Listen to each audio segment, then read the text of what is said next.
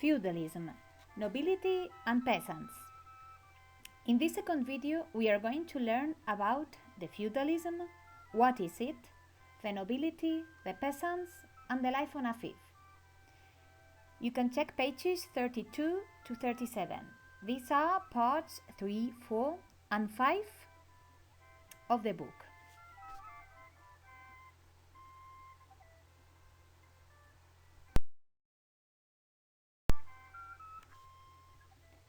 Let's start with a definition. Feudalism. It was the main political, social, and economic system in Europe between the 10th and the 13th centuries.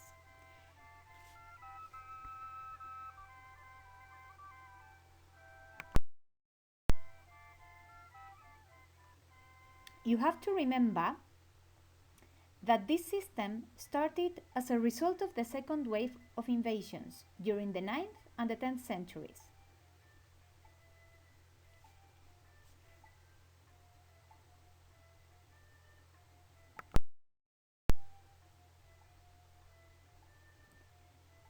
The kings couldn't stop the attacks of the Vikings, Magyars, and Muslims. So they gave different small pieces of land to the nobles in return of military assistance. That land that the kings gave to the nobles was the fief, el feudo. Also the nobles, feudal lords, gave part of their lands to the knights. The knights, los caballeros, in return offered the feudal lord military help in case of invasion. So kings and lords gave land to their vassals, los vasallos.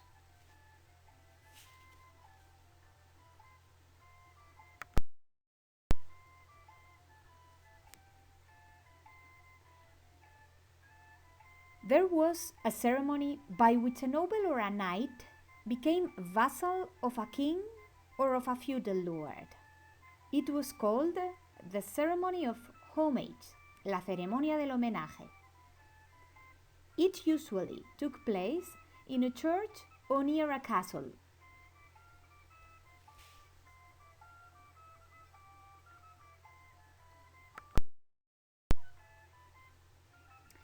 This exchange of land in return of assistance and defense built up a new network of feudal ties, una red de lazos feudales. Let's revise it. Pay attention to this photograph. Kings couldn't defend the territory, so they gave it to the feudal lords. Feudal lords gave also part of that land to other nobles, specially prepared for war, the knights, los caballeros. The knights defended the fiefs, so they defended all the kingdom as well. In summary, lords and knights provided assistance to the king.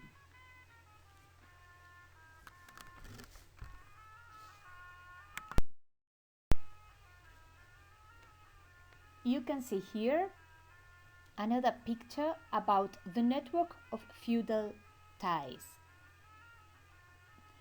What is the result of this network? The result is that the kings became very weak and the lords became very powerful.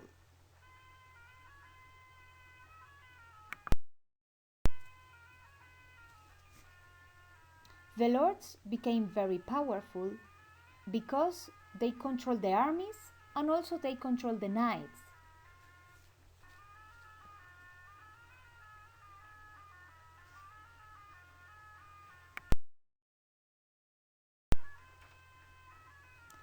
The life on a fief, la vida en el feudo.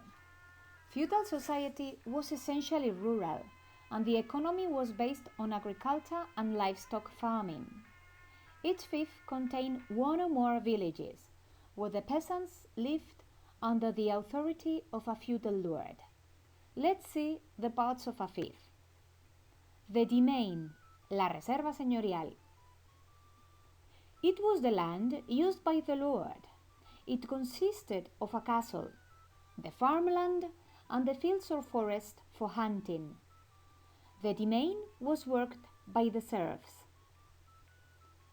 In the fief, there were also plots of land that the lord gave to some free peasants.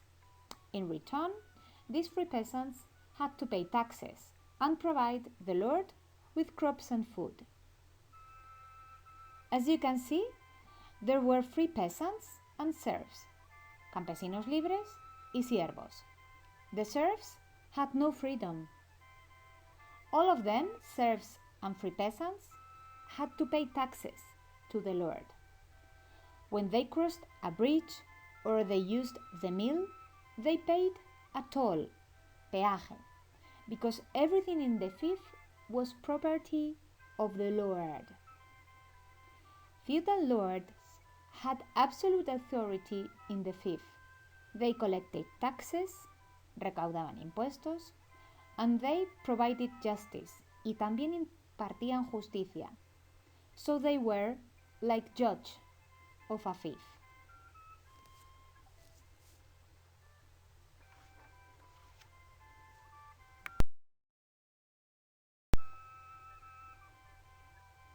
The feudal society. As you can imagine, it was very unequal and an unfair society. It was divided into three social groups called estates, estamentos o estados, sociedad estamental. The clergy, the nobility, and the rest. The rest were peasants, merchants, and craftsmen.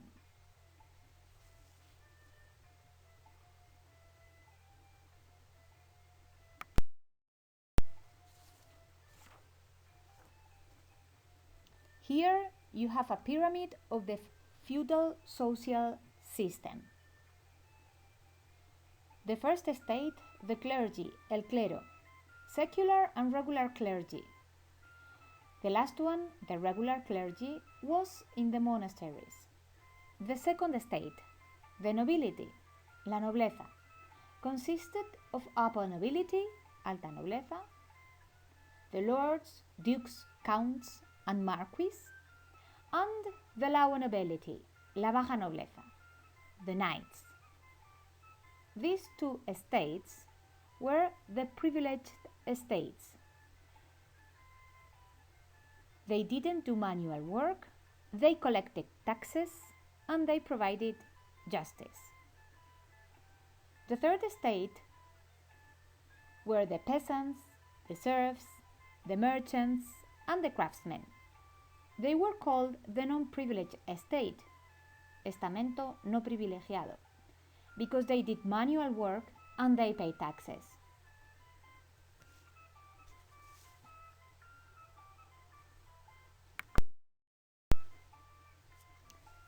The nobles. They were dedicated to war. They started military training at an early age. When they were children, they were pages, pajes. Then they became squires, escuderos, who worked for a knight. Finally, they became knights in a special ceremony at the age of 20.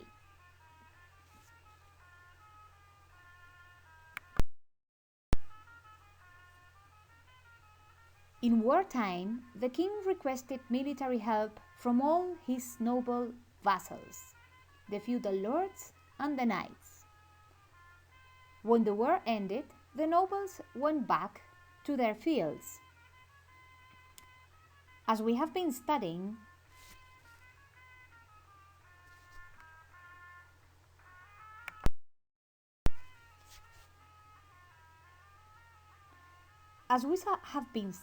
in ancient history, women did not have many rights.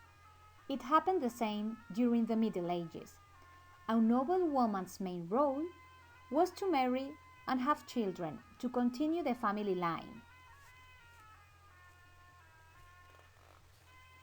Unmarried noble women entered convents where they received high level of education.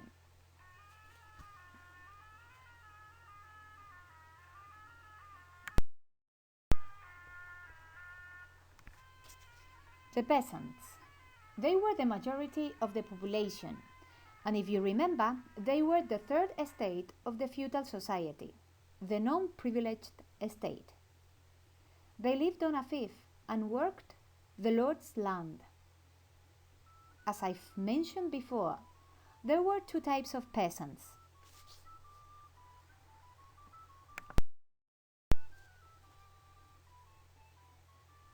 The two types of peasants were serfs, los siervos, and the free peasants, los campesinos libres. The serfs had no freedom. They were under the lord's authority and they worked in the demesne. They were like slaves. The free peasants, los campesinos libres, owned the land and they made their own decisions.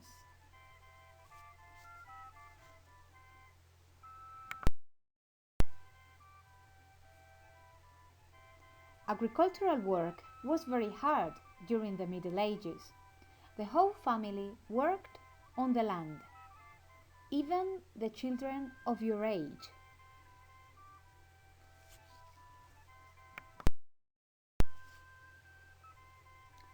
These are some of the tools that peasants used in their daily work. A Roman plough, el arado romano, a hoe to dig the ground, una azada, and the sickle to harvest the crops, la guadaña. Agricultural production improved during the 11th century. Before, they used the 2-year crop rotation, and then they improved the technique into the 3-year crop rotation. Each year, one of the parts of the land rested without crops. We call it fallow, el barbecho. As a result, the land became very fertile.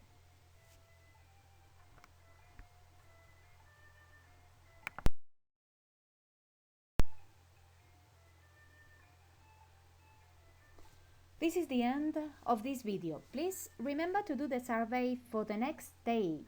Take notes of the most important aspects in this video. Have a nice weekend.